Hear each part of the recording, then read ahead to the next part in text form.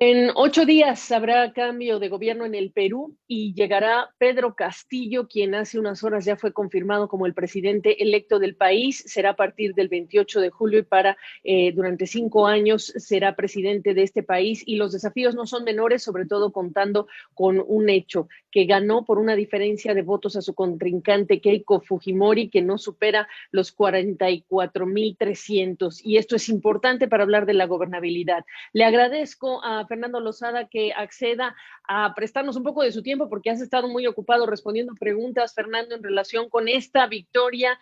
Preguntarte primero qué otra cosa. Ya el mercado venía descontando o ya había descontado el factor Pedro Castillo, sus ideas y su ideología sobre el rumbo económico cuando se dieron los resultados de esta primera vuelta que a todo el mundo sorprendieron. ¿Qué hay de la reacción en las últimas horas sobre los activos peruanos? Bienvenido. ¿Cómo estás, Gabriela? Mira, el sol se había depreciado cerca del 9% el año pasado, y en lo que va de este año ya lleva un 10% adicional. Quiere decir que el nerviosismo ha estado muy presente.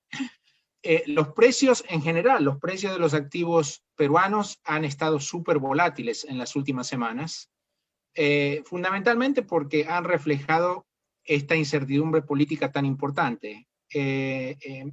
Yo te diría una ventaja que tiene Perú con respecto a otros países de la región es que tiene muy poca deuda pública. Es decir, que su vulnerabilidad financiera es más limitada. Cuando tú miras el ratio entre deuda pública y el PIB, en Perú es apenas el 35%. De todas maneras, creo que, dado lo que yo creo es lo que viene en términos de política, vamos a tener seguramente que convivir con alta volatilidad en precios de activos en el futuro cercano, por lo menos. Eso lo que implica quizás también hay que voltear a los factores de polarización política y social. ¿Cuánto están pesando en el ánimo de los inversionistas en relación con Perú? Yo diría de manera fundamental, el mensaje más dramático del resultado de la elección es que la polarización política del país es tremenda. Castillo recibió, como tú sabes, 50.1% de los votos, Keiko Fujimori 49.9%, así que para todos los efectos prácticos, este es un país que está partido en dos mitades. Y esto es un problema porque uno debe preguntarse qué va a pasar con la gobernabilidad del sistema. Además, está claro que los ánimos entre ambas partes siguen estando muy, yo diría, caldeados. Keiko dijo que iba a admitir el triunfo de Castillo simplemente porque no quería comprometer a la ley y a la constitución del Perú, pero también aclaró que desde su punto de vista el resultado no era legítimo y que los jueces de la Corte Electoral estaban validando un proceso que fue irregular. Recuerda que Keiko había presentado muchas demandas denunciando irregularidades en el voto que fueron todas rechazadas. Es decir, que lo que ella está diciendo, esta admisión de derrota no es usual. El mensaje que ella nos está dando es: acepto para no crear más ruido, para no crear más inestabilidad, pero la realidad es que yo no perdí. Y con ello entonces hablar de la representación o las alianzas que tiene o que debe construir Castillo en el Congreso para cualquier fin que refiera al presupuesto y otras metas, Fernando. Sin duda, mira, Castillo recibe un país que está políticamente dividido. El apoyo a Castillo viene fundamentalmente de zonas rurales, mientras que Lima y la zona costera norte del país votó por Keiko. Y Perú es un país que, a pesar de haber pasado por muchos años de performance económica muy buena, sigue teniendo problemas profundos de desigualdad. Sufrió una contracción económica muy fuerte el año pasado, y la performance con respecto a cómo enfrentaron la pandemia no ha sido la mejor en la región. Tiene, si no me equivoco, el grado más alto de deudas per cápita que ha habido en toda América Latina. Así que lo que recibe Castillo es una situación bien complicada. Él dijo que se va a enfocar en salud y educación, y quiere que no existan pobres en un país rico, entre comillas. Bueno, la realidad es que nadie quiere eso. La pregunta es cómo se financian todos los programas sociales de los que habló Castillo para combatir la pobreza. La respuesta es muy sencilla, se necesita inversión, y en particular se necesita inversión privada. Y aquí es donde aparecen los signos de interrogación. Y aquí es donde el mercado se pregunta, bueno, ¿cuál es el sendero futuro a seguir? Castillo ha hablado, por ejemplo, de aumentar impuestos a empresas y de nuevo, entre comillas, controlar a los grandes monopolios.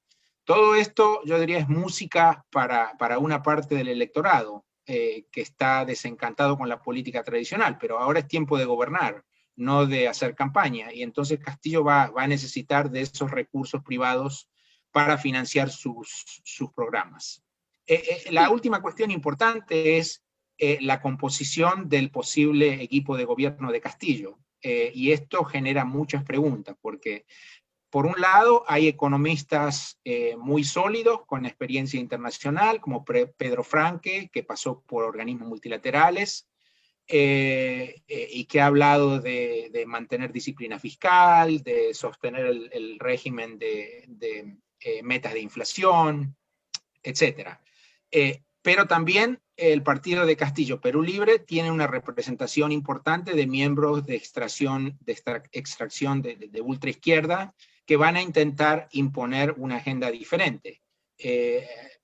Castillo es una figura nueva dentro de la política, así que mucha gente en el mercado dice, bueno, dada su inexperiencia en el mundo político, va a tener que respaldarse mucho en su equipo. Y aquí no está claro cuál va a ser el sendero a seguir. Y además, recuerda que Castillo tiene una representación minoritaria en el Congreso de Perú. La oposición combinada tiene una mayoría. Y dada la historia reciente de la política peruana, que es de una volatilidad extrema, esto es un elemento que no se puede soslayar. Aquí Perú es un país en el que yo te diría que ser presidente es un trabajo de alto riesgo porque te pueden remover en cualquier momento. Claro, por todo lo que toca a la legislación y las reglas de la Constitución allá en el Perú. Por último, porque te vas a tener que ir, Fernando, preguntarte, ¿todavía se puede albergar algún tipo de, no sé si decir esperanza, pero al final del día el pasado nos ha mostrado, si es prólogo, que en el caso del Perú tuvimos pues el temor de los inversionistas cuando llegó Ollanta Humala y cómo fue moderando el tono y se acercó con importantes y muy brillantes técnicos en lo que es su gabinete? Hay señales que se estén mandando desde el Perú, desde el equipo del presidente electo, de que esta puede también ser una situación similar.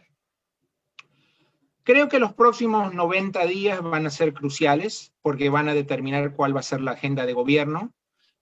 Hay algunas señales que, usando tus mismas palabras, podrían generar esperanzas. En primer lugar, el simple hecho de que Castillo, aún antes de ser confirmado como nuevo presidente, decidió que Franque fuera la persona que dialogara con inversionistas y que enfrentara a la prensa. Es decir, que yo creo que ese es un primer mensaje importante. La segunda consideración que creo es de relevancia es que, como te decía hace un instante, el partido de Castillo no tiene una mayoría en el Congreso, es decir, que va a haber mucho de, como se dice aquí, checks and balances. No es que el Congreso va a aprobar cualquier cosa. Yo creo que eso también es un elemento que nos da cierta seguridad. Pero como te decía hace un momento, yo creo que el mercado va a estar monitoreando en forma muy cuidadosa, con todos los radares prendidos, para tratar de interpretar los mensajes en el cortísimo plazo, en las próximas 10 semanas o algo así. Claro, y por último nada más decir, el presidente del Banco Central, Velarde, al parecer se queda y supongo yo que esa también es una señal positiva para los inversionistas hasta ahora, ¿no? Muy positiva, el mismo Castillo comunicó eso, que le había pedido directamente al presidente del Banco Central, Velarde, que se quede. Bueno, pues ahí está. Te dejamos ir porque sigues respondiendo preguntas sobre este tema en las siguientes horas y lo sabemos. Gracias, Fernando, por tu tiempo. Un placer, como siempre. Adiós, Gabriela. Igualmente.